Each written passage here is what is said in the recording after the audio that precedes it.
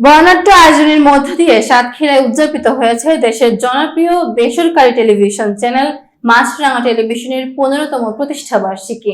বৃহস্পতিবার সকালে সাতক্ষীরা প্রেস ক্লাবের হলরুমে এই উপলক্ষে আলোচনা সভা, কেক কাটা এবং বৃক্ষের চারা বিতরণ কর্মসূচির আয়োজন করা হয়।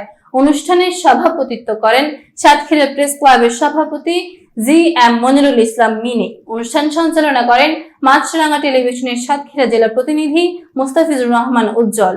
প্রধান অতিথির বক্তব্যে সাতক্ষীরা সরকারি কলেজের অধ্যক্ষ মোহাম্মদ আবুল হাশেম বলেন, মাছরাঙা টেলিভিশনের নিরপেক্ষ, দায়িত্বশীল ও বস্তুনিষ্ঠ সংবাদ পরিবেশনের মাধ্যমে মানুষের আস্থা অর্জন করেছে।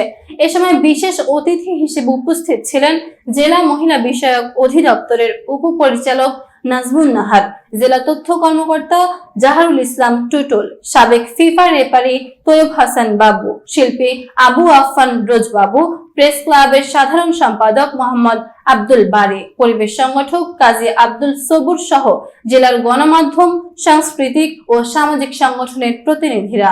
আলোচনা সভা শেষে অতিথিরা প্রতিষ্ঠা বার্ষিকীর কেক কাটেন। পরে সাতক্ষীরা প্রতিবন্ধী বিদ্যালয় এবং সাতক্ষীরা সরকারি কলেজের শিক্ষার্থীদের মাঝে ফলজ, বনজ ও ঔষধি গাছের চারা বিতরণ করা হয়।